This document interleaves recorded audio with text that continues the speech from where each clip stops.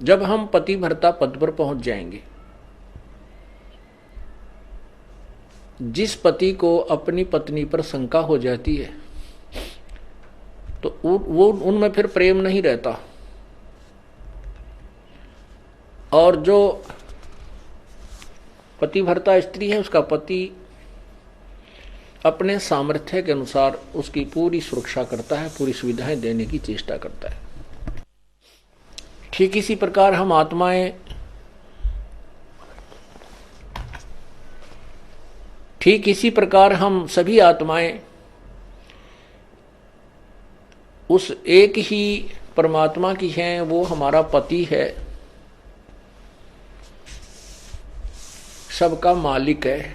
पति मीन मालिक, स्वामी, वो हमारा पति है। और हम जब तक उसमें पतिव्रता की तरह आस्था नहीं बनाएंगे तब तक वो हमारी मदद, हमारी सहायता नहीं पूरी नहीं करेगा। जब हम पतिव्रता की तरह उसके, एक पतिव्रता का अर्थ है कि जैसे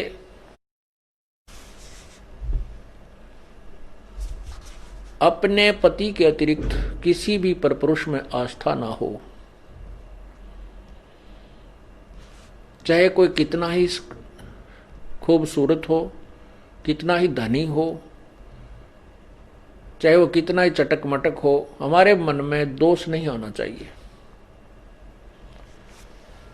और एक अपने पति पर हमने श्रद्धा रखनी चाहिए, उसमें आस्था रखनी चाहिए, तो हम पतिव्रता। पतिव्रता का अर्थ ये भी नहीं होता कि पति के अतिरिक्त सबका अनादर करे, किसी का अनादर नहीं करना। जैसे जेठ जेठानी घर में होते हैं, जेठ है, जेठानी है, देवर देवरानी है, ननंद है छोटी बड़ी, सास ससुर हैं, इन सबको यथोचित सत्कार देना पतिव्रता का प्रथम कर्तव्य है। लेकिन जो समर्पण अपने पति में होता है वो किसी में नहीं हो सकता, नहीं होना चाहिए, तो हम पतिव्रता हैं। तो उस ऐसे ही जब हम कबीर परमेश्वर के चरणों में आते हैं, हमें ज्ञान होता है, तो हम अपने परमेश्वर के अतिरिक्त किसी के से अपनी मनोकामना पूर्णा की तरफ सपने में भी नहीं सोचेंगे, तो हम पतिव्रता है। ठीक है, हमारे कोई जैसे ब्रह्मा विष्णु महेश, देवता ऋषिजन संतजन कोई भी हैं, आदरणीय हैं, लेकिन पूजनीय नहीं है। जैसे पतिव्रता को अपना पति पूज्य होता है, उसी से को समर्पण करती है, तो वो समर्पण वो किसी को नहीं कर सकती, लेकिन आदर सबका करती है, वो आदरणीय है। इस भाव से जब हम प्रभु के चरणों में लगेंगे तब परमात्मा हमारी सभी मनोकामनाएं पूर्ण करेगा, अन्यथा नहीं करेगा। जैसे परमात्मा क्या बताते हैं, ज्यों पतिव्रता पति से राती, आन पुरुष नहीं भावे, बस पीहर में सुरत प्रीतम में ऐसे ध्यान लगावे। उसके विषय में क्या बताते हैं कि जो जैसे जब पतिव्रता जमी पर और जो जो रख है धर है पाओ, और समर्थ झाड़ू देत है कदे ना काटा लग जावे। परमात्मा आपकी कैसे मदद करेगा कबीर भगवान? जब हम पतिव्रता हो जाएंगे इसके प्रति, किसी भी देवता से, किसी इष्ट से, किसी भी भूत प्रेत से या कोई झाड़े लानियों से हमारी कोई लिंक नहीं रहेगा, बिल्कुल सोचा नहीं सपने में। और फिर इस समर्थ के सहारे हम लगेंगे तब ये हमें कितने सुख देगा। जब जो पतिव्रता जमी पर जो जो धर है पाँव, समर्थ झाड़ू देत है ना काटा लग जावे। जैसे पतिव्रता स्त्री कहते पानी को चलेगी पानी भरने के लिए, अर्थात अपने जीवन रूपी सफर में वो चलती है आत्मा, जो केवल एक इष्ट पूर्ण परमात्मा कबीर जी पर आश्रित है। उसके जीवन रूपी सफर में, जीवन रूपी रास्ते यात्रा में, यात्रा के मार्ग में वो परमात्मा समर्थ भगवान कबीर परमात्मा ऐसे झाड़ू देता है झाड़ू मीन हमारे आने वाले जीवन में जो संकट हो, पाप कर्म रूपी कांटों को वो साफ करता रहता है कि कहीं मेरी आत्मा को पीड़ा ना लगे, कोई दुख ना हो जाए। अब आपको थोड़ा सा परमात्मा की महिमा सुनाते हैं, पतिव्रता कैसे होनी चाहिए, अर्थात हम प्रभु पर कैसे आश्रित हों। गरीबी सुकर्मी पतिव्रता सो आन उपावन मूल, एक पुरुष से परस है पतिव्रता समतूल। पतिव्रता का निष्कर्ष बताता हूं। आन उपावन मूल, बिल्कुल भी किसी और की पूजा नहीं करे, वो पतिव्रता आत्मा होती है। एक पुरुष, जैसे इसमें दोनों ही पहलुओं पर विवरण दिया है, जैसे स्त्री अपने ही पति एक ही पुरुष पर आश्रित रहे, ऐसे ही आत्मा एक पुरुष यानी एक परमात्मा पर आश्रित रहे, कबीर भगवान पर। पतिव्रत सुकर्मी सो जानिए, एक पुरुष से रात, निर्दाव निर्भरता ना दूजे से बात। अपने मनोरथ पूर्णा के लिए वो किसी अन्य पुरुष से बात, किसी अन्य भगवान की इच्छा नहीं करती, वो पतिव्रता होती है। गरीबी सवाल सुखन किसको कहे, पतिव्रता सो नार, हुक्म अदूल न मेट ही सो पतिव्रता पार। देखो कितनी गहराई से बता रहे हैं, केवल यही एक लक्षण नहीं है पतिव्रता का।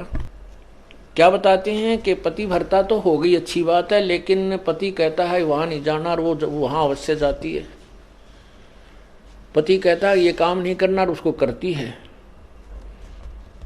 तो वो भी पूर्ण पतिव्रता नहीं है। इसमें यही समझाना चाहे, जैसे हम संत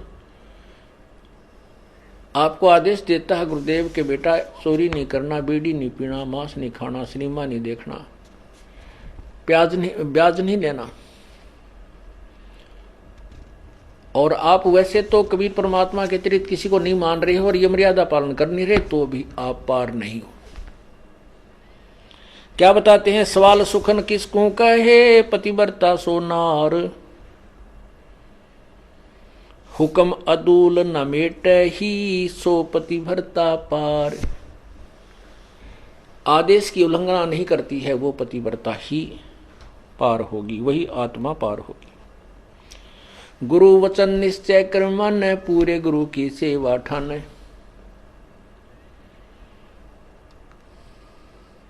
भाई जो गुरु वचन पे डट गे रकट गे फंद 84 के, कट गे फंद 84 के, कट गे फंद 84 के। भाई जो गुरु बचन पर डट गे रकट गे फंद 84 के। वस्तु मिली ठोड़ की ठोड़ मिट गी, मन पापी की दौड़। वस्तु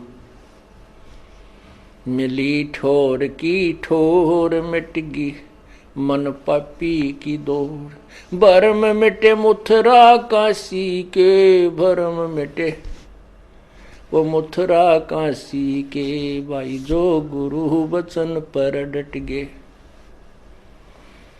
कट गे फंद 84 के। अब जो गुरु की आज्ञा का पालन करते हैं, सत्साधना करते हैं, फिर उनको वस्तु मिल जाती है जिसकी तरफ में वो घूम रहे थे।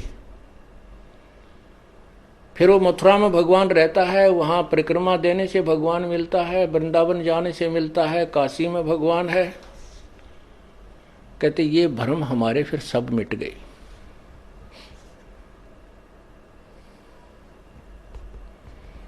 उसी के ऊपर यहां कहा है, घर आंगन एक सारे है, वचन उल्लंघना होई। घर आंगन एक सार समझे।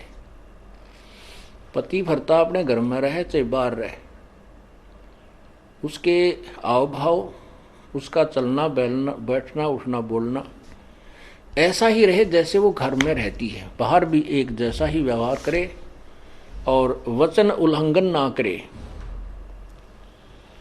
घर आंगन एक सारे है, वचन उल्लंघन ना होई, आन खसम से ओलने पतिव्रता है सोई। आन खसम यानी और अन्य पति नहीं बनावे, उससे ओलना माने आड रखे, पतिव्रता है सोई। आन खसम से हंसत है वो चंडी चोर चुड़ैल, जिनसे क्या घर बासे है, घर में बसे घुड़ैल। अब क्या बताते हैं परमात्मा के, जैसे कोई पतिव्रता स्त्री दूसरे पुरुष के साथ मजाक करती रहती है,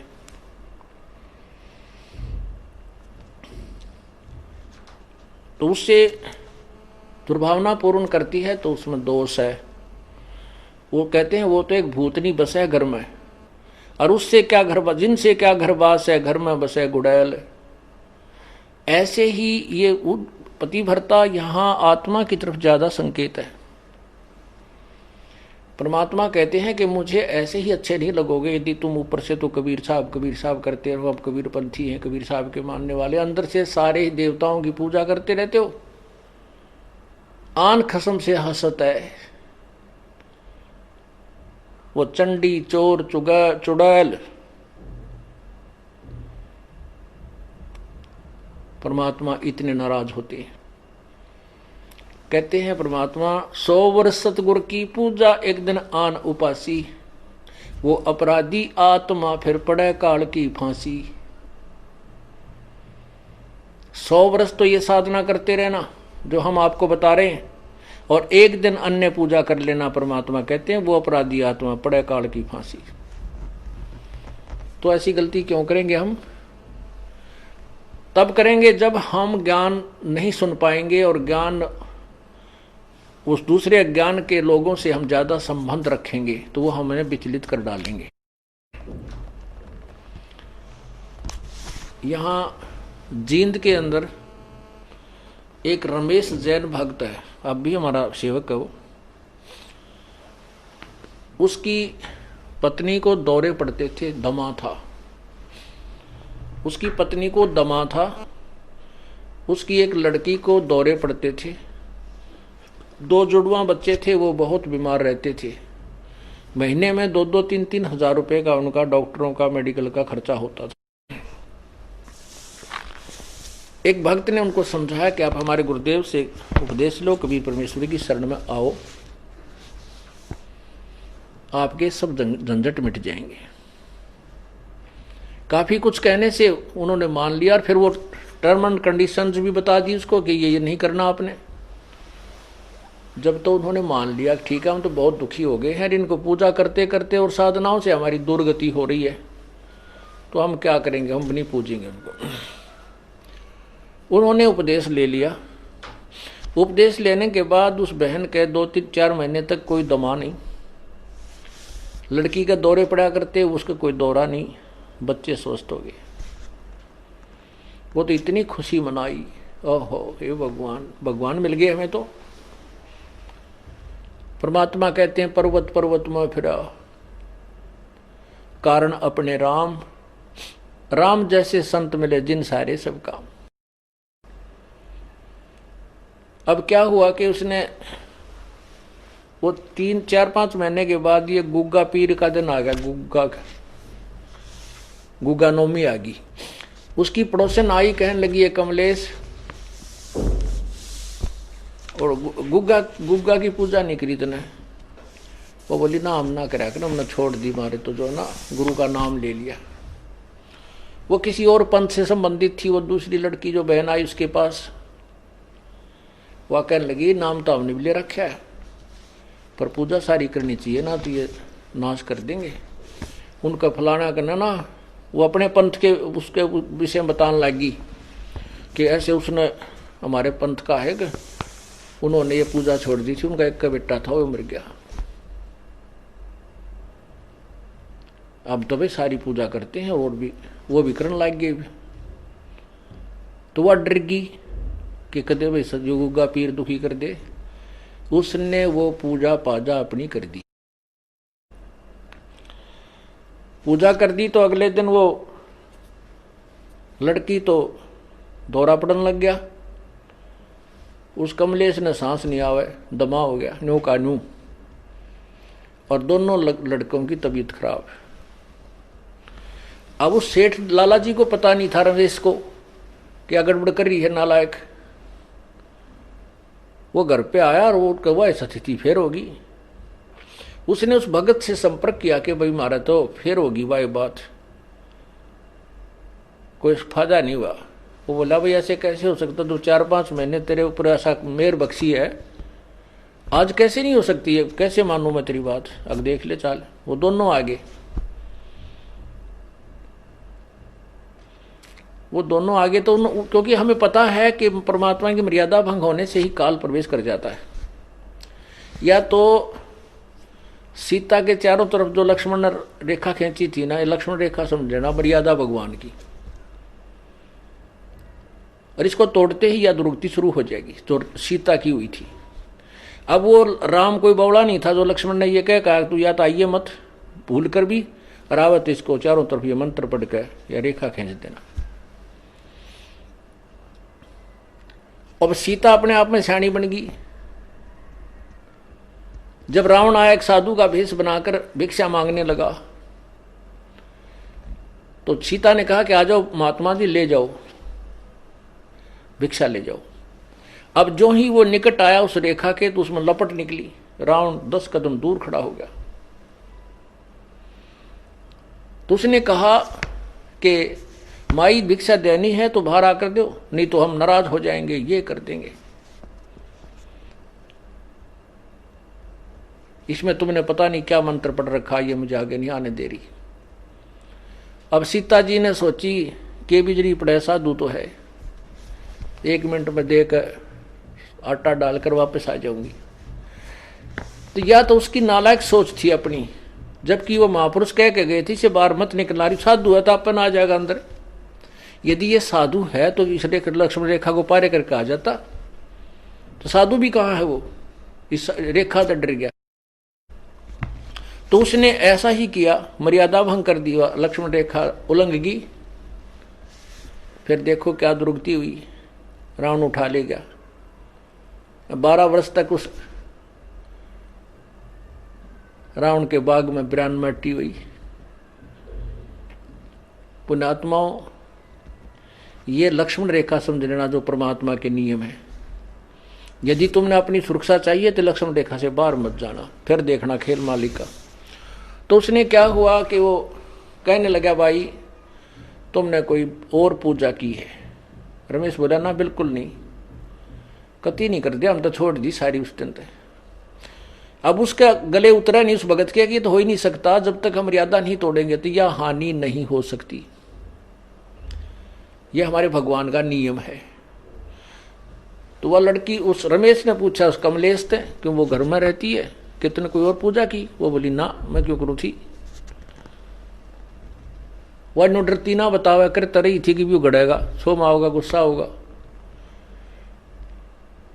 तो भक्त यूं कह रहा था जी मैं वैसे ही ऐसे ऐसे बाहर न निकल गया, परमात्मा ने भेज दिया।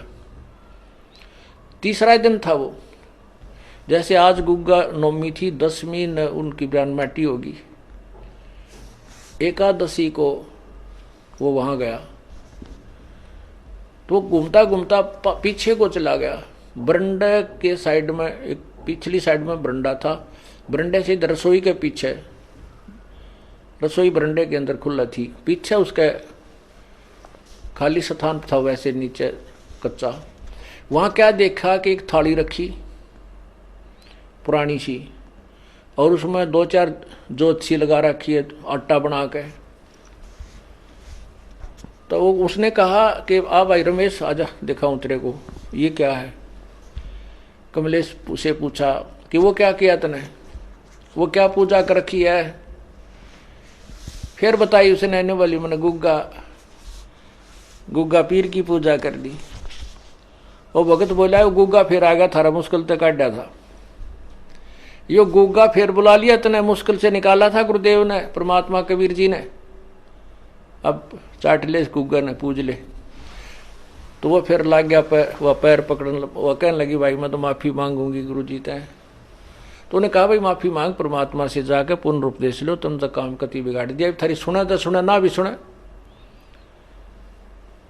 तो रमेश ने भी बहुत धमकाई हुआ बेबे, उसने सारी बताई जी, मैं डरा गणी थी और कोई आसपास यहाँ मेरे दूसरा सहयोग था नहीं जिसे मैं पूछूं अपने भगत था, वहां कोई भगत नहीं था। और मैंने सोची कि बिजली पड़ा है, एक दो बत्ती ला दूंगी, गुग्गा भी राजी हो जाएगा। इन गुग्गियान राजी कर तो हम ब्रान माटी करवा रहे हैं। हमने एक ही प्रभु को प्रसन्न करना है।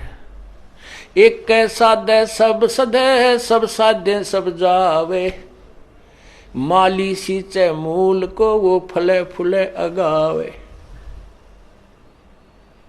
एक ही साधने से, एक ही पूजा करने से जड़ की तो पौधा परिपक्व बड़ा हो जाता है, वृक्ष बन जाता है, फिर आम के फल लगते हैं। यदि हम टहनियों की तरफ से उसको गाड़ कर जमीन में लाकर बैठ जाएं उगाकर, तो सभी पौधा ही नष्ट हो जाएगा। अर्थात शास्त्र विरुद्ध साधना करने से हमारा भक्ति रूपी पौधा बर्बाद हो जाएगा।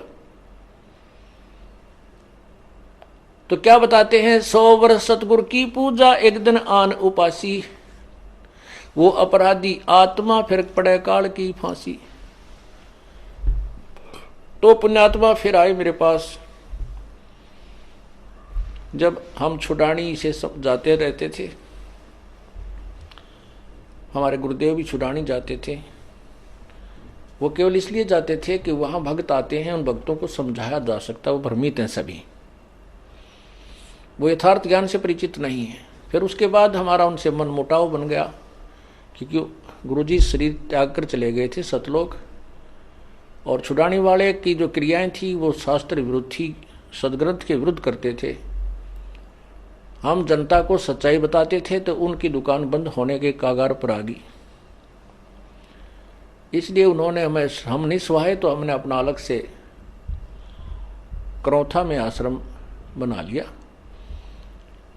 तो उस समय जब वो हम वहीं जाते थे तो थोड़ी ही संख्या में भक्त होते थे। 1995 की बात है ये। उसने फिर पुनर्उपदेश लिया, माफी मांगी कि जिंदगी में नहीं करूंगी। उसके बाद वो नाम दोबारा लिया, उसके बाद आज तक वो सभी सोचते हैं। बोलो सतगुरुदेव की।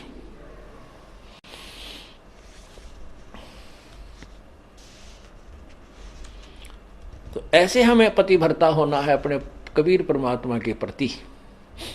गीता जी अध्याय नंबर 13 के श्लोक नंबर 10,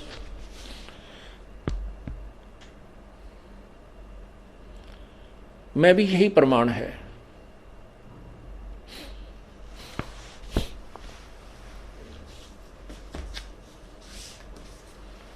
उसमें लिखा है कि अव्यभिचारिणी जो भक्ति करते हैं,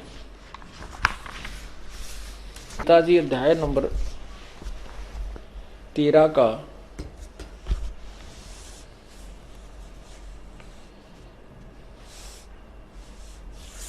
अध्याय नंबर 13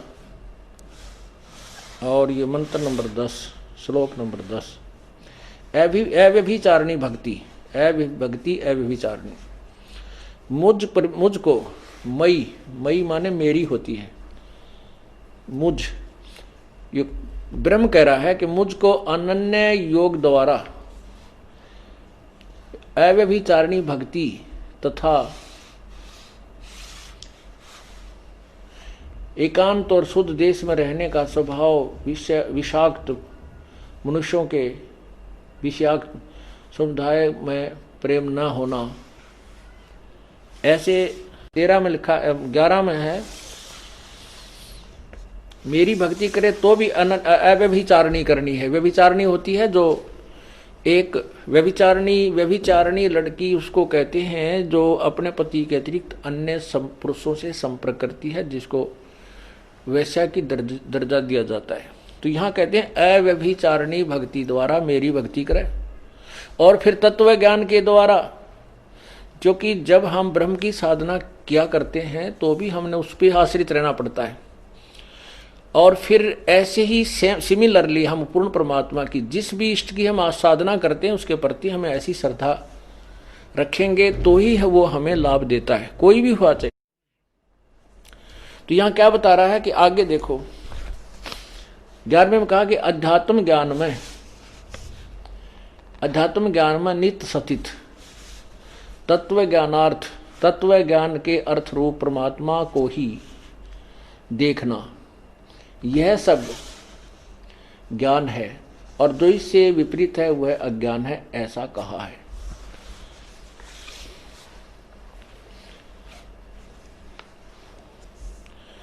इसका क्या अर्थ है वैसे तो कि मेरी या किसी अन्य जिस भी भगवान की तुम साधना करते हो उसको अनन्य, ये अध्यात्म ज्ञान में और तत्व ज्ञान के आधार पर ये प्रमाण है कि उसी पर पूर्ण आश्रित आपने रहना चाहिए।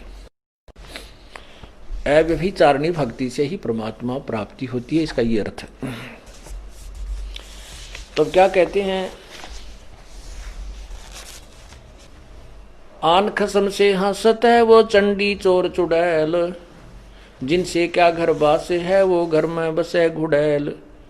एक पुरुष अपना सही दूजा आन अनीत, अपने पति से राती ये और शिला सब भीत।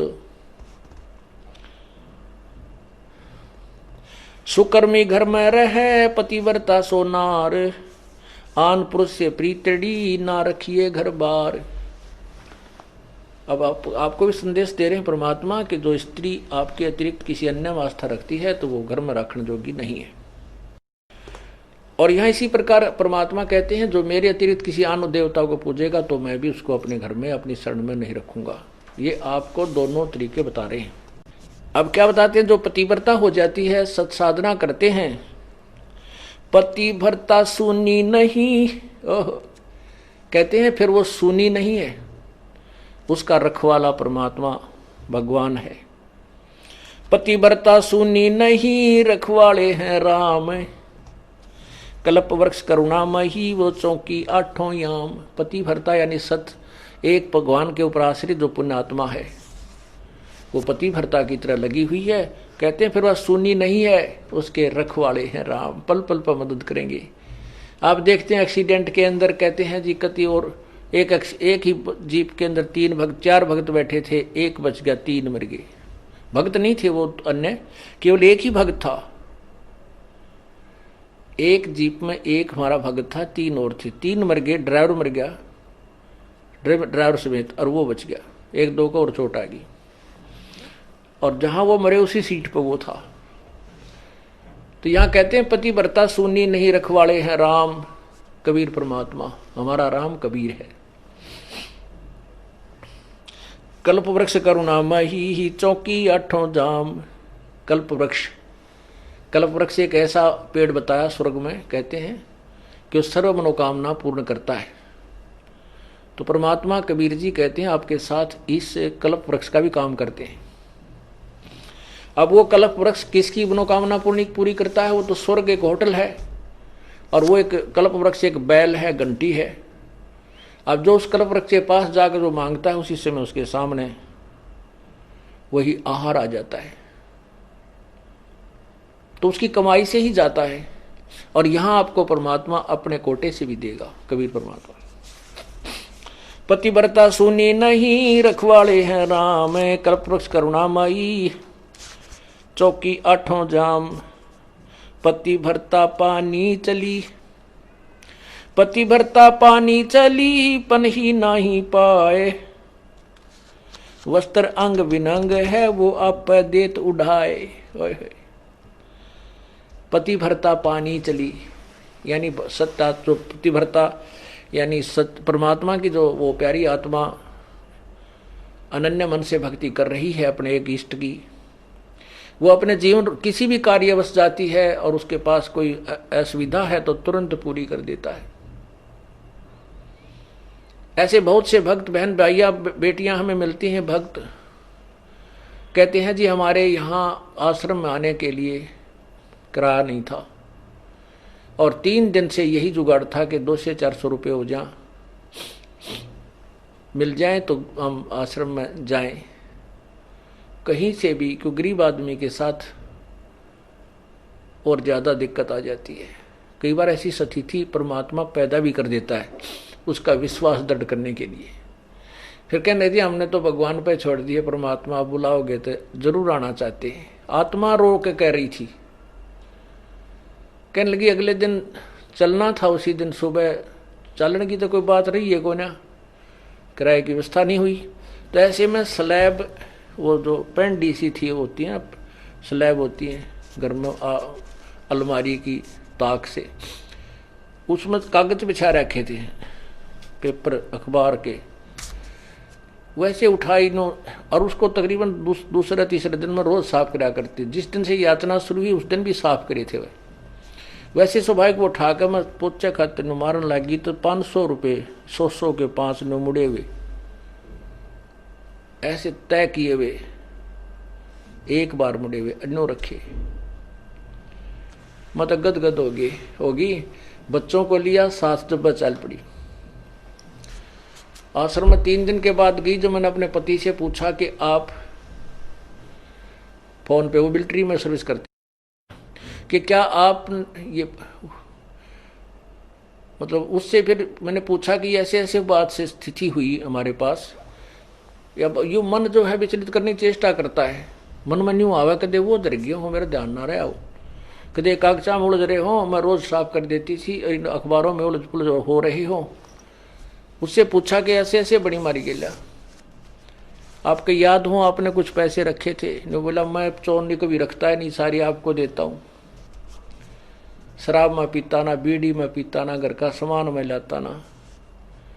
5-10 दिन की छुट्टी गया था मैं तो रिश्तेदारियों में, या फिर वो नाम नहीं ले रखा था उसने, बाकी उस पुण्यात्मा को मना नहीं करता था। वो कहने लगा सचमुच है, सचमुच 500 का नोट, 500 रुपये पाए 100 के। सब जगह मैंने अपनी सारी दृष्टि दौड़ा दी, कोई पैसा मेरे पास नहीं था। तो पुण्यात्माओं ये क्या कहना चाहते हैं? पतिव्रता पानी चले पन ही नहीं पाए।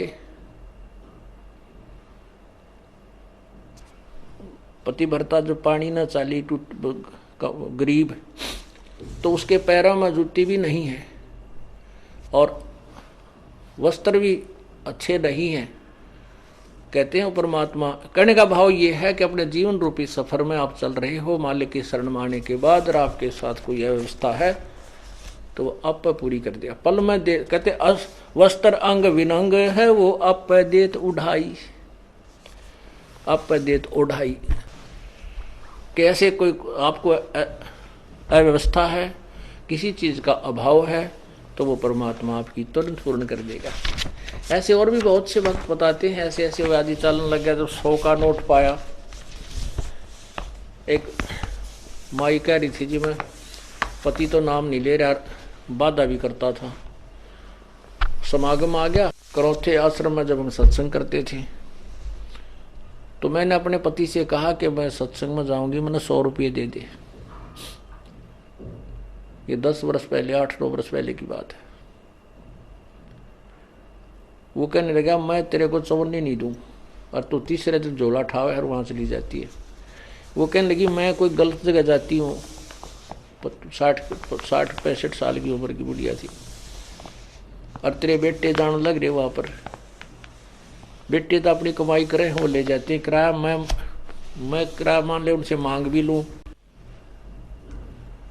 तो तुम नखरे करता है, क्योंकि बेटे अलग हो रहे हैं, उनसे थोड़ा द्वेष रखता है, उनसे कैसे ले लेगी, वहाँ जाओ भी नहीं।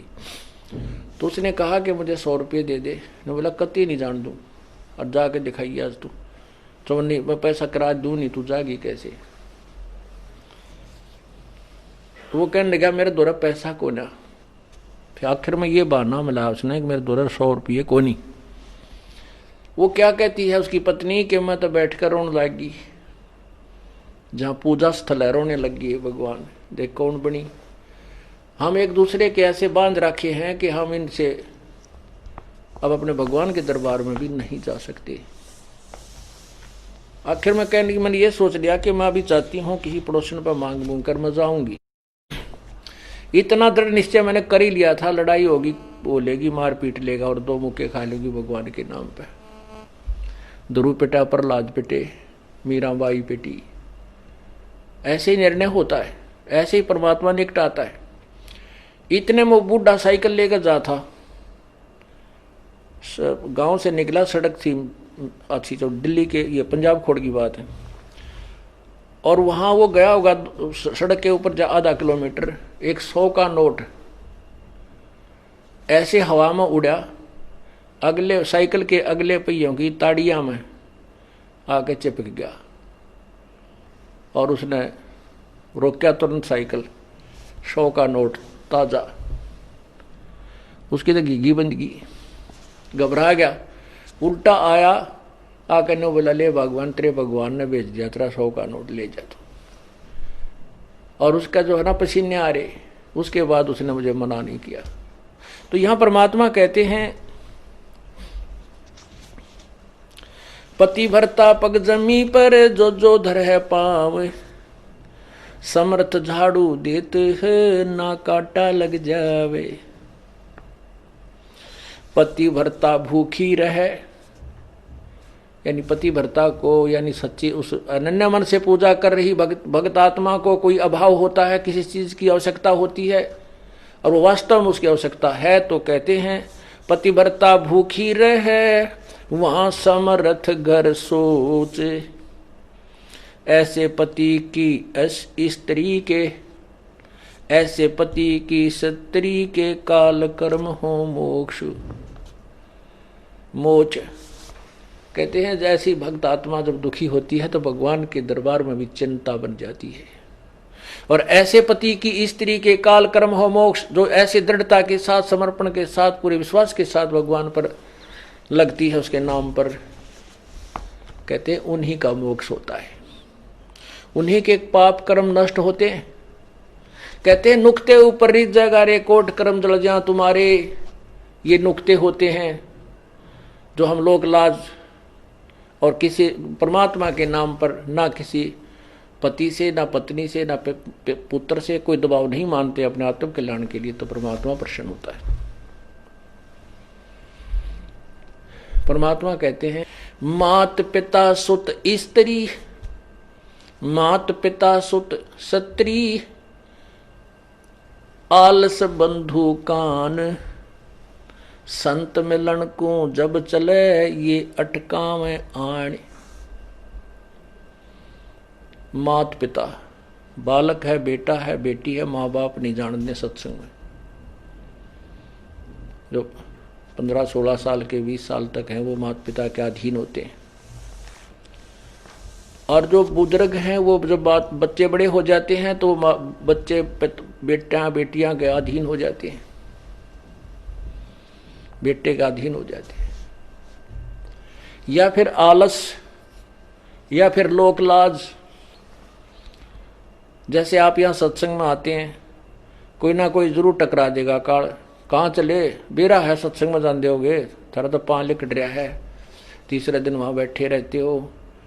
तो इस तरह के श्लोक सुना देते हो, और आप जो ज्ञान में कमजोर है इन बातों से दबाव मानने लग जाता है, और फिर वो आना भी कम कर देता है, उसको ज्ञान नहीं है। इसके लिए परमात्मा कहते हैं कि मात पिता सुत स्त्री और आलस बंधु कांड। बंधु कांड माने लोक लाज, अपने मित्रों के वो कहे हुए व्यंग्यात्मक बातों से झिझक जाना। कहते हैं सतगुरु मिलन को जब चला ये अटकावे आण, ये आके आंट लावेंगे कि बेटा क्या माँ बाप या स्त्री ऐसी निकम्मी हो जाएगा दी बेबे, बस जी का झाड़ बन जाती इस भगत के, या फिर लोक लाज, या खुद आलस कर जा, फिर देखोगे, फिर अगले बार देखेंगे, सर्दी ज्यादा है, गर्मी घनी है। इनका अटकाया ना अटके जो सतगुरु दर्श को जाए, कहे कबीर सो संत है भाई आवागमन निसावे। कहते नुक्ते ऊपर रीत जगह। ऐसे हम थोड़ी बहुत भगवान के लिए पापीटियां करेंगे, संघर्ष करेंगे तो हमारे निकट आएगा, और केवल बात बनाते परमात्मा या कोई भी क्रिया पूरी नहीं हो सकती। जैसे अब यहाँ कौन आएंगे, वो आएंगे जो पूर्ण रूप से परिचित हो चुके हैं इस ज्ञान से। जैसे किसान गेहूं की फसल बीजता है या और भी फसल इस सीजन में बीजता है, जो जाड़े की फसलें होती हैं, तो उसमें जैसे अब दिसंबर और जनवरी में इतनी कड़ाके की सर्दी गिरती है और किसान की नहर से पानी डिस्ट्रीब्यूटेड मिलता है और वो रात्रि में दिसंबर या जनवरी के महीने में कड़ाके की सर्दी पड़ रही है, शीत लहर भी चल रही है, उसके पानी का नंबर आ जाता है रात में 12 बजे। जनवरी और दिसंबर के महीने में कमरों के अंदर भी रजाई ओढ़ कर खिड़की बंद करके जब हम सोते हैं और वो किसान उस शीत लहर की परवाह ना करते हुए, आरोग्य होने की परवाह न करते हुए, रात्रि के समय कोई सांप है, कोई भयंकर प्राणी पशु है, उसकी भी परवाह ना करते हुए वो अपने उद्देश्य को पूरा करके आता है। वहां जाकर के कंबल और लिया होता है, खेस या कंबल को भी वहां पर मेड पर रख देता है, डोले पर, और अपना पजामा पैंट या धोती ऊपर न टांग के और घुटनों पानी में प्रवेश कर जाता है, नाली में। खेत में घूमता है चारों तरफ, घंटा 2 घंटे जब तक वो पानी सिंचाई करता है, नंगे पैरों घूमता रहता है पानी के अंदर से, कहीं पानी निकल ना जाए, मेरा खेत से बाहर ना चला जाए। तो पुण्यात्माओं, यदि वो आलस कर जाता है और वो सोचे सर्दी है, कहीं मेरे को रोग ना लग जाए, नमूनिया ना हो जाए, तो वो सिंचाई नहीं करके आएगा। सिंचाई नहीं करेगा तो उसके गेहूं कनक नहीं होगी, और कनक नहीं होगी तो भूखा मरेगा, उसके बालक भूखे मरेंगे, फिर मांगता फिरेगा, मजदूरी करेगा, कोई चोनी भी ना देगा, वो निर्धन हो जाएगा। वो क्योंकि वो अपने व्यवसाय का, अपने क्रिया, अपने कर्म का वो पूर्ण रूप से परिचित है, इसलिए वो उसके मन में आवे को नहीं कि आज मैं ना जाऊं, न्यू हो जाए, नहीं, कुछ भी हो, सिर धड़ की बाजी ला के वो पहुंच जाता है। ऐसे पुण्यात्मा अपने ये भक्ति रूपी अब कणक बोई है, और ये सत्संग जो है आपकी सिंचाई का समय है, डे है। तो इसमें क्या बताते हैं कि माता पिता सुत स्त्री आलस बंधु कान और संत दरस को, सतगुरु दरस को जब चलाइए अटकावान, इनका अटकाया अटका नहीं, और सतगुरु दरस को जाए कहे कबीर सो संत है भाई आवागमन से, उसे ही खेती पूरी होगी, उसी की फसल अच्छी होगी। तो इस प्रकार हमने इस ज्ञान को ऐसे समझना है।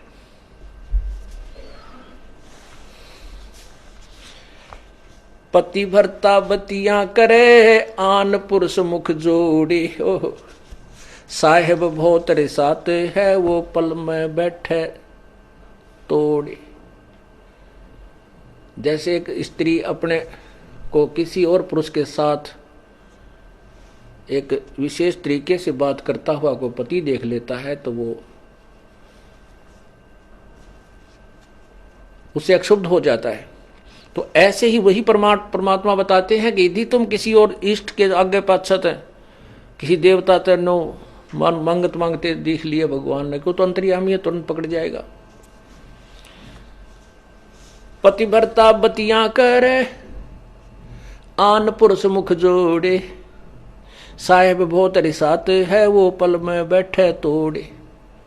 परमात्मा बहुत नाराज हो जाता है, गुस्सा हो जाता है, और ऐसे हम किसी इष्ट अन्य इष्ट से को याचना करते हैं आगे पाछे थे, तो आपका कनेक्शन कट जाता है, पल में तोड़ देता है। वो तो अंतर्यामी है, उसका आगे छुपा ही नहीं, अंतर्यामी है, उसका आगे छुपा ही नहीं सकते हम कुछ भी।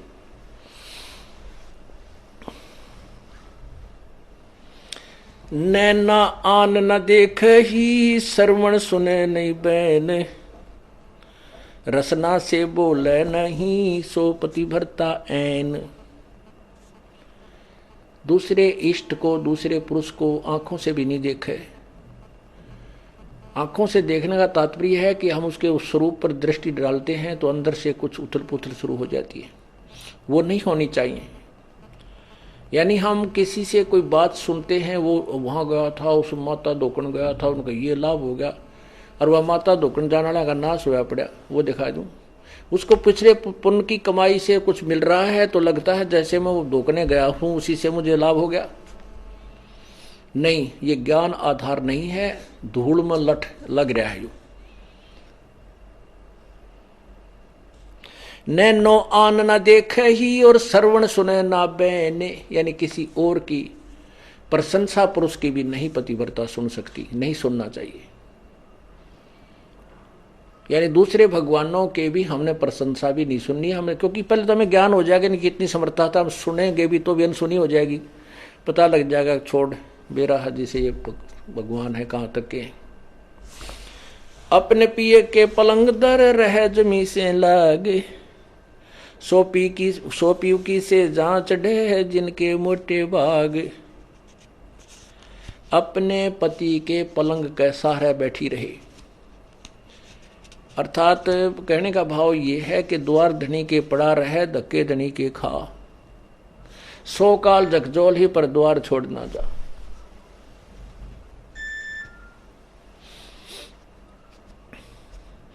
अब कैसे बताते हैं, जैसे परमात्मा रुष्ट हो गया,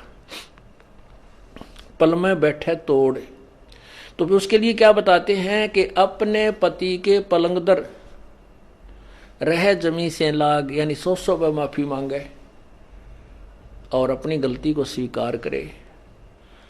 या अर्थात हम केवल अपने परमात्मा कबीर जी के ही चरणों में दोबारा आ जाएं, जैसे गलती होगी क्षमायाचना करवा ले करे और अपना उपदेश दोबारा पा ले, और फिर उसने उस व्यक्ति ने और उस बहन उस आत्मा को अधिक प्रयत्न और अधिक जो है विश्वास पैदा कराना पड़ेगा भगवान में, तब उसकी सुनाई शुरू होती है। तो यहाँ कहते हैं अपने पिए के पलंग दर रह जमी से लाग, और सोपति की से जांच ढह जिनके मोटे भाग, वही परमात्मा के सुख को प्राप्त कर सकेंगी वो आत्माएं। पति भरता और सुहेलड़ी सेवन अधिक अपार, पति भरता भाव नहीं ये चूम चटक श्रृंगारे।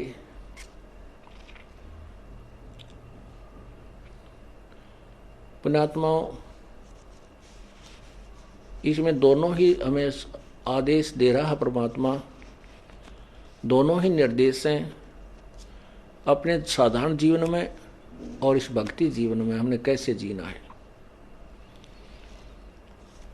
पति भरता और स्वेलड़ी सेवन अधिक अपार, वो अधिक से अधिक जो पुण्यात्मा है, पति भरता यानी एक इष्ट पर आश्रित पर पुण्यात्माएं हैं, वो अधिक से अधिक सेवन यानी पूजा करती हैं।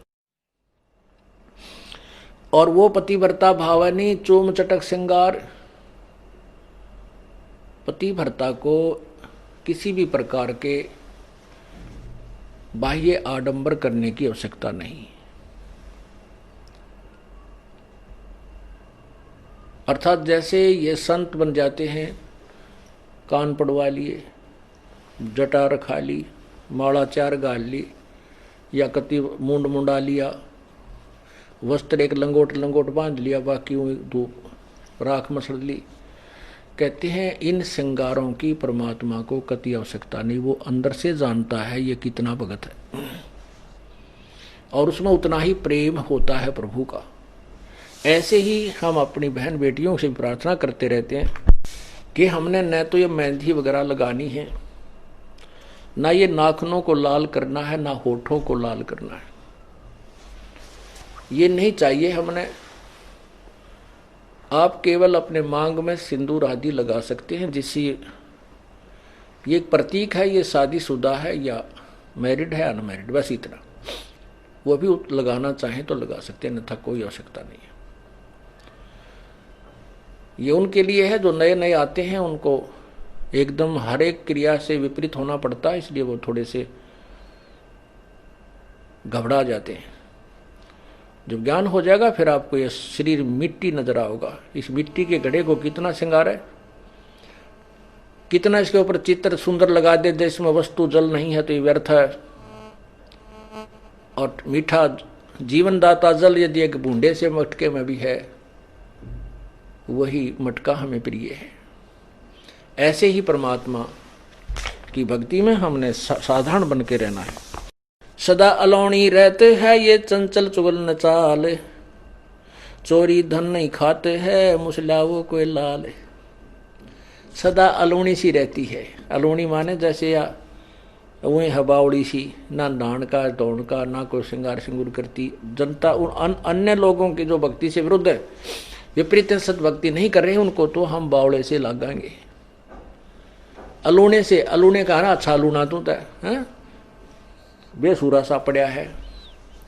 तो परमात्मा कहते हैं अकल अलूने दीखते ये सर्व अकल के मूल, हरदम रटे हरि नाम को ये झूले अनहद झूल। दुनिया ने ताम बिना अकल के लगे अकल अलूने। अकल अलूने माने मूर्ख। तीसरे दिन सत्संग में जाते हैं, दान करते हैं, पाठ करवाते हैं, हाँ, तो हम उनको तो कति मूर्ख लगे हैं कि ये काम छोड़ कर जहाँ है इनका नाश होगा, टोटा आ जाएगा इनके। अरे बोले आदमियों, कहते हैं परमात्मा कहते हैं चिड़ी चौंच भर लेगी नदी ने घट्यो नीर, दान दिए धन नहीं घटे कहते साहिब कभी। अब दान कौन करेगा? अब हम अकल उन्होंने दिखते हैं, अकल उन्होंने दिखते ये सर्व अकल के मूल। हम तो बौड़े से लागा है जनसाधारण समाज ने, लेकिन ये संत जो इस तरह लग रहे हैं, ये सर्व अकल के मूल, इनके अंदर सारे ज्ञान की जड़ इन्हें प्राप्त हो चुकी है। ये सतभक्ति पर लग गए हैं, बुराई छोड़ दी है, तो ये तो सर्व ज्ञान के मूल इनके पास है। अब दान करने से हानि नहीं होती, ये उन्हीं को लगता है जो इस क्रिया से परिचित नहीं है। जैसे एक किसान खेत में गेहूं बोया था, गेहूं का बीज बीज रहा था, तो वो क्या करते हैं, एक थैला होता है, उस थैले को काख में टांगते हैं ऐसे टेढ़ा, और उसमें से मुट्ठी भर के और बैलों के पीछे, हल्के पीछे बैलों से हल जोड़ के पीछे एक पाइप सी लगाते हैं। वो पाइप कीप की तरह होती है, ऊपर से ऐसे खुला सा मुंह, नीचे से पतली सी, तो उसमें से गेहूं डालते हैं ऊपर, मुट्ठी भर भर के थोड़े थोड़े दाने छोड़ता रहता है और हल चलता रहता है। वो गेहूं बो रहा था, बीज रहा था, गेहूं बीज रहा था। एक दिल्ली के रहने वाला, उसकी नौकरी लगी रूरल क्षेत्र में, देहाती क्षेत्र में, और वो पहली बार उस गांव में गया अपनी सेवार्थ। तो उस दिल्ली के बाबूजी ने कभी ये नहीं देखा था, उसको ये मालूम नहीं था कि ये गेहूं बोए कुकर है। उसने तो अपने उसमें ठेकों में, अपने जो उनमें जो बुखारियों के अंदर गेहूं देखे थे, जो मोल लाकर डाल दिया करते और आटा पीस कर रोटी बना लिया करते, खा लिया करते। वो 30 साल का हो गया था, 25 साल का, तो उसने यही नहीं पता था गेहूं कैसे प्रोडक्ट होता है, कैसे ये बीजा जाता है, गेहूं कैसे बनता है। तो उस व्यक्ति ने जब देखा कि गेहूं को एक व्यक्ति उस पाइप का महक है और उसमें डालता जा रहा है मिट्टी में, उसने 1-2 चक्कर किसान ने काटे, तब तक तो वो खड़ा रहा, देखता रहा। फिर उस किसान ने क्या किया कि वो गेहूं जो अलग रखे हुए थे एक बोरी में, उसमें से फिर थैला ठोका जो काख में टांग रखा था और फिर चल पड़ा। तब उसने कहा, उस आदमी को पक्का हो गया कि ये आदमी तो मूर्ख है। उस दिल्ली वाले ने किसान के विषय में उसके ने सोचा कि तो मूर्ख आदमी है, गेहूं ये तो खाने की वस्तु है और इसको यो मिट्टी में डाल रहा है, अच्छा पागल है, इसको समझाता हूं। तो वो किसान को कहने लगा, बाबूजी कि अरे भोले भाई बात सुन। कहा भाई, हाँ जी बाबूजी बोलो क्या बात है। तू ये क्या कर रहा है? तुझे पता है देश में पहले ही खाद्य सामग्री का बहुत अभाव है और आप इसको मिट्टी में मिला रहे हो गेहूं को। ये तो बहुत कीमती चीज है, इससे रोटी बनती है, आटा बनता है, तो क्यों इसको खराब कर रहा है? तेरी अकल खराब है क्या? उसने किसान ने सोचा ये बोतड़ू कितना आ गया, देख मुझे शिक्षा दे रहा है। वो कहने लगा बाबूजी मैं बर्बाद नहीं कर रहा, ये गेहूं जो मिट्टी में डालूंगा ये मुझे आबाद करेगा। काफी देर वार्तालाप होती रही। अब किसान उस मूर्ख के कहने थोड़ा ही उसे अपने प्रोसीजर को छोड़ देगा, फिर वो किसान कैसा, चाहे इसे ऐसे 100 मिले उसने दिन में गए। तो उसको समझाया कि ये आज जो मैं गेहूं इस मिट्टी में डाल रहा हूं, 1 एकड़ जमीन में 40 किलो बीज डालूंगा और ये 50-60 मन हो जाएंगे, 60-65 मन होंगे। आज मैं सिर पे रख कर लाया हूं इस बीज को, आज मैं सिर पे रख कर लाया हूं ये 40 किलो वजन को, और फिर इसको ट्रैक्टर की ट्राली भर के ले जाऊंगा, गाड़ियों से ढोऊंगा, इतना इतना हो जाएगा। लेकिन उसके हलक में नहीं उतर रही बात, उसके गले नहीं उतरी बाबूजी के। ये देख कोई बात करता है, ये मेरे सामने मिट्टी में डाल रहा है, ये कैसे हो सकता है? फिर उसने बताया कि तुम आइए अप्रैल में, बैसाख में आना, फिर देखना, चैत बैसाख में। उसके तो वो फिर पहुंच गया। उसने जाकर देखा कि वो खेती हरी, वो तो जो ना, उसने तो उसको घास समझा था कि घास से भरा हुआ है पूरा एकड़। तो उसने फिर समझाया कि देखो मैंने एक दाना डाला, एक दाने का गुच्छा बन गया, 4-5 पौधे बने, और प्रत्येक पौधे में बाली लगी है, एक बाली में 50-60 गेहूं हैं। उसने ऐसे मसल के दिखाया। तब उस बाबूजी की संतुष्टि हुई। पुण्यात्माओं, ऐसे ही आज आप जो ये किसान हो गए हो इस भक्ति रूपी मार्ग के, या खेती आप बो चुके हो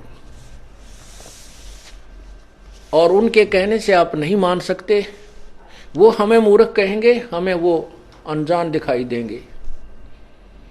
कहते हैं परमात्मा कहते हैं अकल अलूणे दिखते ये सर्व अकल के मूल। वो किसान, उसने अकल अलूना दिखा था, लेकिन वो पूर्ण सर्व अकल का मूल था, उसको पूर्ण ज्ञान था ये कि इसके बिना गुजारा नहीं हो सकता।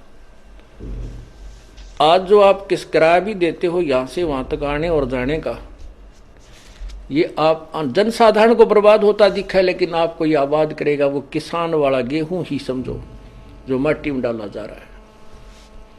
और यहां आकर के आप दान पुण्य करते हो, ये भी आपका बीज है और यही आपको आबाद करेगा। धर्म तो धसका नहीं, धसके तीनों लोक, और खैर आए तुम्हें खैर है कीजे आत्म भोग। धर्म बिना धापे नहीं ये प्राणी प्रपंच, आस बिरानी क्यों रत्न दिया हो तो संच। एक तो इंसान है गाड़ियों में चलता है, मोटर कार ले रखी है, एक इंसान है हेलीकॉप्टर लिए फिर रहा है, एक इंसान है जनसाधारण है, वो अपनी बढ़िया मकान बनाकर रोटी गुजारा कर रहा है, ठीक है। एक इंसान है कि कागज चुगता फिर रहा है, फटे पुराने कपड़े हैं। एक इंसान से दियो भाई, दिए बाबा, दिए बाबा। अब बाबा कितना देगा? 10 पीछे दिखाओ बाबा। परमात्मा कहते हैं कि देते को हर देते है जहां तहां से आन, और नहीं दिया वो मांगते फिर परमात्मा सुने नहीं कान।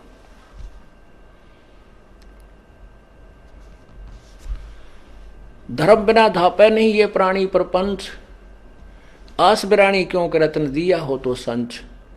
यदि पहले दान किया तो आज मिलेगा, अन्यथा चाहे सिर पटक ले, चाहे कितने किसी प्रकार की तू अन्य साधना कर ले। हाँ, ये मान लीजिए तेरे भाग्य में नहीं है, पूर्व में दान नहीं कर पाया, तो अब आपको तरीका बताया जा रहा है, ऐसे कीजिए। प्रमाण है कि जैसे द्रौपदी ने उसी जन्म में एक अंधे महात्मा को एक बिल्हाता अर्थात 8-9 इंच का एक कपड़ा लंगोट टाइप कोपीन टाइप बना के पाड़ के दिया था। यानी वैसे तो उसने लगभग सारी साड़ी पाड़ के डाल दी थी नदी में। अंधा महात्मा था, हाथ नहीं लग गया, वह एक लकड़ी के लपेट के उसके हाथ के लगा दिया। अर्थात उस इतने के कपड़े का दान का इसी जन्म में भी परमात्मा ने उसको लाभ दे दिया, क्योंकि वो सुपात्र को दान किया गया था। वो परमात्मा कहता है कि जो जन मेरी शरण है ताका हूं मैं दास, गेल गेल ला गया फिरूं जब तक धरती आकाश। ये द्रौपदी कौन थी? ये दुर्गा का अवतार थी। अवतार दो प्रकार के होते हैं, एक तो उस वही आत्मा आती है, एक उस आत्मा के वहां लोक की उसकी प्रिय आत्मा को वो अपने कार्य को के लिए भेज देती है। तो द्रौपदी उसकी प्रिय आत्माओं में से थी, और वो पहले भी सतयुग त्रेता द्वापर में भी त्रेता में भी जन्म हुए हैं उसके। तो उस समय परमात्मा आए हैं, उनको पहले भी सतभक्ति पर लगाने की चेष्टा की है, पर हम बीच में छोड़ छाड़ जाते हैं। उसी के लिए परमात्मा ने आकर के फिर उस दरिया में एक अंधे महात्मा का रोल किया।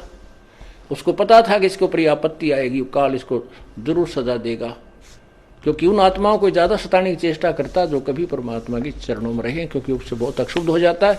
लेकिन वो परमात्मा यदि हम सच्चे दिल से उसको पुकार रहे हैं, और दूर होने का कारण दो होते हैं, एक तो गुरुद्रोही होकर हो, उसकी कहीं सुनवाई नहीं होगी। एक वैसे ही अनजानपने में गफलत में रह जावे, ना कर पावे, उसके लिए साथ परमात्मा फिर भी रहता है। लेकिन बिरान माटी बढ़ गई तो द्रौपदी के उसी जन्म के किए हुए पुण्य का भी मालिक ने प्रतिफल दिला दिया। तो ऐसे जो आपसे पुण्य कराए जा रहे हैं, ये पूर्व जन्म आपके पुण्य नहीं है, इसलिए तो अब बिरान माटी हो रही है आपकी। अब इसी जन्म आपको दे करके परमात्मा तुरंत राहत दे रहा है, और साथ में अपने कोटे से भी आपको दे रहा है। ये समर्थ है, ये पूर्ण परमात्मा है। तो क्या बताते हैं, गरीब सदा अलोनी रहते हैं, वो चंचल चुगल चाल। सच्ची आत्मा जो पुण्य आत्मा होती हैं वो, अर्थात वो पतिव्रता आत्मा, और चोरी धन नहीं खाते हैं, मुसला वो जो एक लाल। जो सच्चा भक्त होता है उसके घर में कोई चोरी करके न, पति या बेटा या कोई बेटी कोई भी ऐसा धन लिया वो कभी स्वीकार नहीं करती, फेंक देती है कि ले जाए, इसने आता, नाश हो जाएगा अपने घर का, भक्ति बिगड़ जाएगी।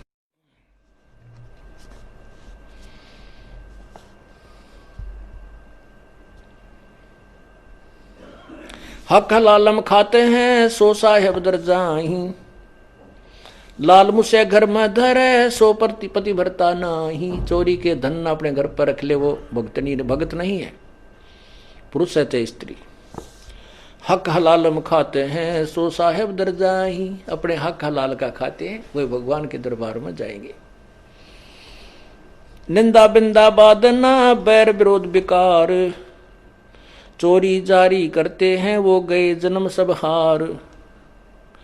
कुटल का खलीलों खिरकेड़ी है कुत्ते का काम, देख बुसे धन और का कदे न निश्चय नाम। के तो दूसरे भगत होकर भी दूसरों को भक्तों को देखता है, उसके साथ मजाक करता है, स्वयं दान करता नहीं, दूसरे कहता है क्यों दुखी हो रहा है, क्या दरिया है इसमें, रोजाना ही है, इतना दान थोड़ा किया करते, फिर दांदरे काट है। कहते ये तो कुत्ते का काम है, भक्त का नहीं। गरीब कुटिल खिलेलों किड़केड़ी है कुत्ते का काम, देख बुसैदन और का कदे न निश्चय नाम। गृहपति भरता के ना उठा ये भ्रम कर्म की सूले, आन उपासी जलत हैं पड़े युगन युगन भूल। जैसे जो सच्चा भक्त होता है उसने एक परमात्मा के नाम को स्वीकार कर लिया, ज्ञान ग्रहण कर लिया, तो वो फिर बाद में शंका नहीं करता अपने गुरुदेव के किसी भी क्रिया में, तो वो भक्त है।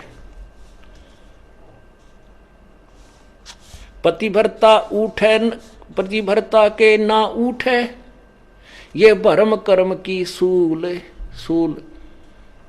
यानी उसके अंदर ये कांटा सा नहीं चुभता कि ऐसा नहीं करना चाहिए था, गुरुजी ने ऐसा कैसे कह दिया, ऐसा नहीं हो सकता, ये नहीं करना चाहिए था, ऐसा हो गया, फलान हो गया। कहते वो पतिव्रता यानी वो भक्त नहीं है।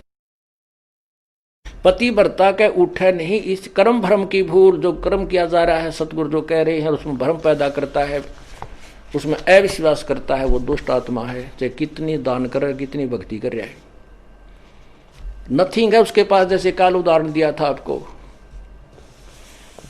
भगवान की किसी भी क्रिया में हमें विश्वास नहीं होना चाहिए, तभी हम सफल हो सकते हैं।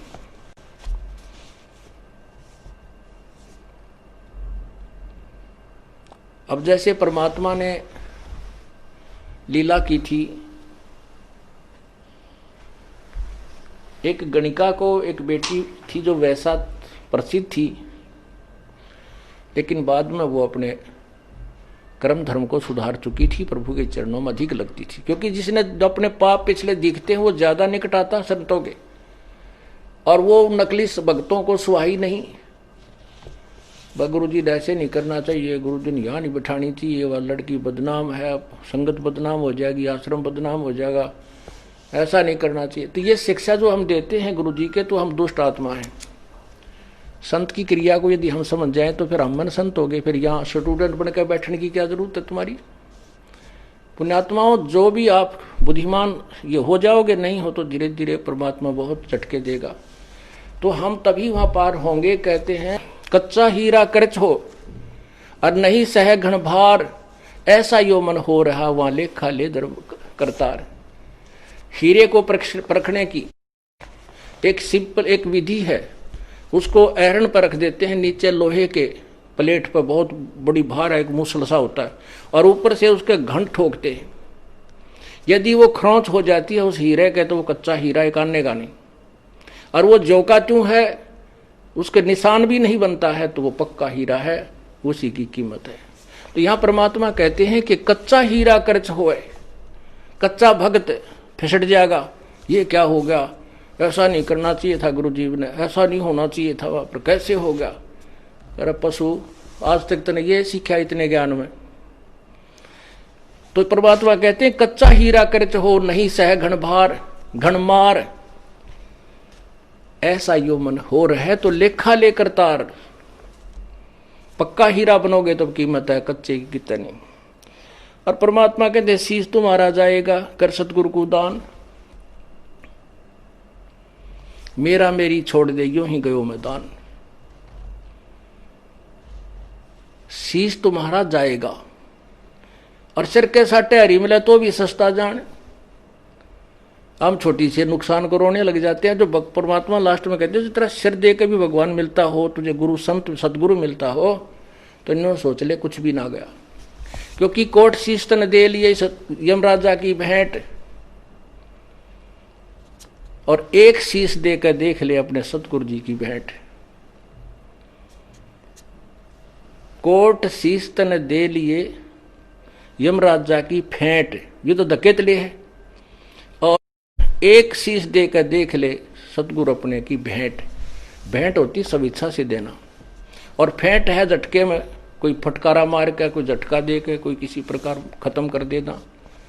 कहते एक शीश दे, शीश कैसे देना है।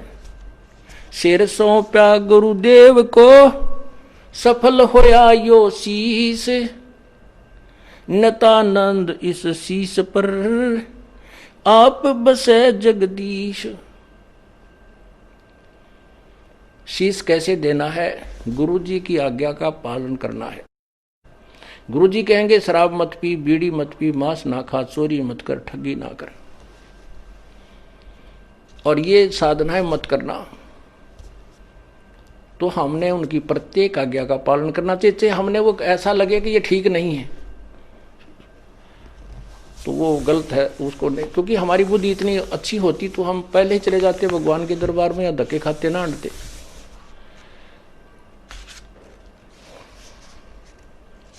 तो इस प्रकार हमने साधना को सच्चे दिल से करना है। अब सिर कैसे सौंपना होता है। एक शिष्य के 4-5 शिष्य थे, एक गुरु के 4-5 शिष्य थे, आश्रम में ही रहते थे। उन सबको शिक्षा दिया करते थे भाई गुरु के वचन की अवहेलना नहीं करनी चाहिए। गुरु शिरोधार्य होता है, उसके प्रति किसी अपवचन भी हमने नहीं सुनने चाहिए, ना कहने चाहिए, ना बोलने चाहिए, ना सोचने भी नहीं चाहिए। एक दिन गुरुदेव ने कहा कि भाई आ जाओ बच्चों, बैठो मेरे पास। पहले तो शिक्षा दी कि भाई गुरु परमात्मा से भी बढ़कर माना गया है और गुरु को भगवान समझकर ही उसकी आदेश का पालन और उसके साथ रहना होता है, जिससे हम सफल हो सकते हैं। क्योंकि यदि हमारे सामने गुरुजी भगवान आ जाए तो क्या हम उसके साथ दुर्व्यवहार कर सकते हैं? क्या हम उसकी आज्ञा का अवहेलना कर सकते हैं? नहीं जी, नहीं जी, नहीं, कभी नहीं कर सकते। अच्छा ठीक है। क्या हम गुरु भगवान को किसी ऐसी पीड़ा दे सकते हैं जो हमें, जो क्या दे सकते हो कोई पीड़ा? नहीं जी, भगवान की तरफ तेन हाथ भी ना कर जा। तो कुछ देर के बाद वो गुरु जी कहता भी मेरी आज्ञा है कि तुम 5-5 जूते मेरे सिर में लगाओ। आप सभी 5-5 जूते निकालो अपने और मेरे सिर में मारो। अब सब स्तब्ध हो गए कि एक तरफ तो गुरु भगवान होता है, दूसरी तरफ उसकी आज्ञा का पालन, वो भी उल्लंघन। अगर नहीं मारेंगे तो हम। तब एक भक्त ने काफी देर के बाद अपना जूता निकाला और गुरुजी के चरणों के निकट जाकर के अपने सिर में 5 मारे।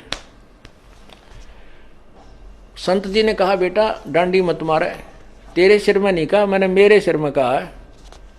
तब उसने कहा गुरुदेव ये दास का शीश भी तो आप ही का तो है, आपके शीश पे मार रहा हूं। तब उसको सीने से लगा लिया। धन्य है बेटा, बुद्धि भी चाहिए थोड़ी सी भक्ति मार्ग में।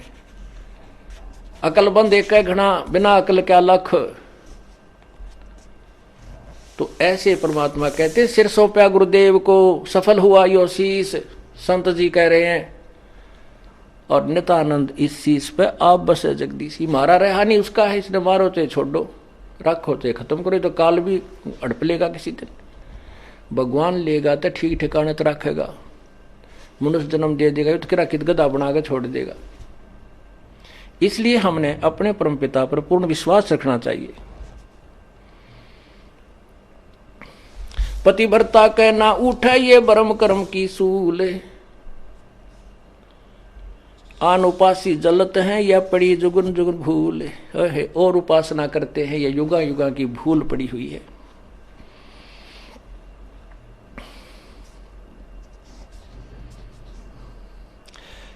पतिव्रता बर पाइया पार ब्रह्म सास्कंत, सब जग आन उपास है पतिव्रता है संत। सब जग आन उपासना करते हैं, केवल संत ही पतिव्रता रह सकते होते हैं, यानी वो ही पूर्ण ब्रह्म को साधना करते हैं, अन्य की नहीं करते। तो आप सभी संत हो गए, भक्त हो गए हो, साधु हो गए हो, साधक हो, आप परमात्मा की भक्ति करते हो। गरीब संत सही पतिव्रत, पतिव्रता है अडिग अधिक विश्वास, तन मन धन सब अर्प ही जिनकी हो क्यों हास। उनकी हंसी उनका मजाक नहीं बनेगा, परमात्मा उनको बहुत सहारा देगा।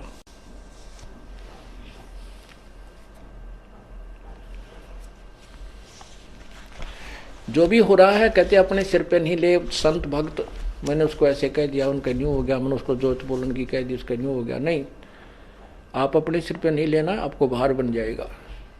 राम करे सो होते हैं अपने सर नहीं ले, अपने सर जो लेवेंगे वहां मुगदर पड़ेंगे, मोगरे लागेंगे उनके। साहिब से सब होत है, बंदे से कुछ ना ही। वो राई से पर्वत कर दे, पर्वत से फिर राई। आपने देखा एक रोथा कांड, राई का पहाड़ बना दिया दुनिया ने, लेकिन उस सतगुरु के हुक्म बिना नहीं हो सकता था। अब उस पहाड़ को ये राई बना दिया। हम ज्यों के त्यों हैं और बकवाद करनी फिट्टे मुंह होते जा रहे। अब वो माथे हाथ मार कर रो रहे हैं कि अब भी उनकी तो ऐसी संगत बढ़ रही है, डांटे नहीं डट रहे।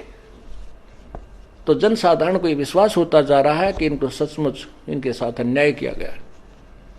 नहीं तो ऐसी बुराई सुनकर तो यहाँ झांके भी कोई नहीं, घर के भी दूर भाग जाए, घर वाले भी, रिश्तेदार भी भाग जाए। और ये मेरे बच्चे उमंग उमंग कर आ रहे हैं, क्योंकि ये सत्य से परिचित हैं। इनको वो सुख दिया है जो धरती पर कोई दे नहीं सकता।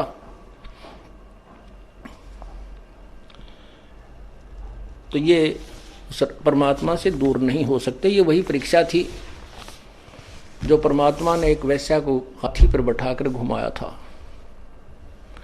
नकली थे वह सब, भाग भूग गए 64 लाख के 64 लाख, क्योंकि उस समय अशिक्षा थी, शिक्षित नहीं थे।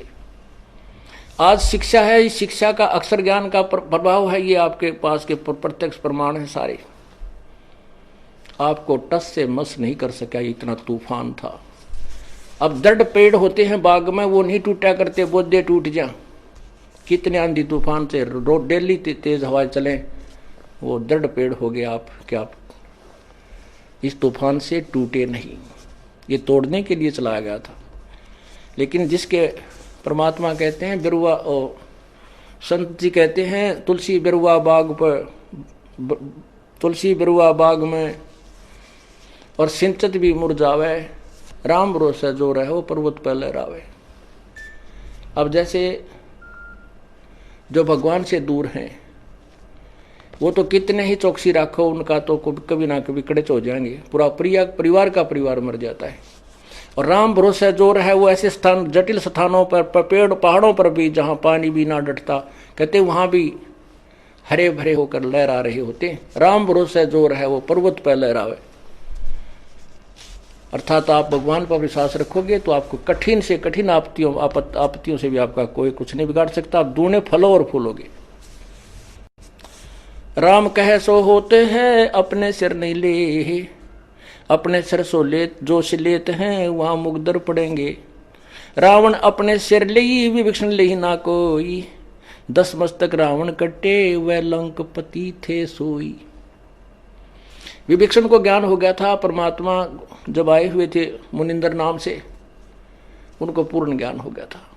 उन्होंने कभी अपने आप को अपने सिर पे नहीं लिया कि मैं कर रहा हूं। रावण ने अभिमान हो गया था कि मैंने साधना की, तपस्या की तो मुझे राज मिला। वो राज और 10 मस्तक रावण के कट्टे राज भी गया। और विभीषण ने तू ही कही भगवान आप ही आपका दास हूं, जो राखे तो ही रहेगा आपका बच्चा। उसको वो लंका का राज मिला। तो ऐसे पुण्यात्माओं हमने इस मार्ग को समझना है, परमात्मा विश्वास रखना है। बोलो सतगुरुदेव की जय।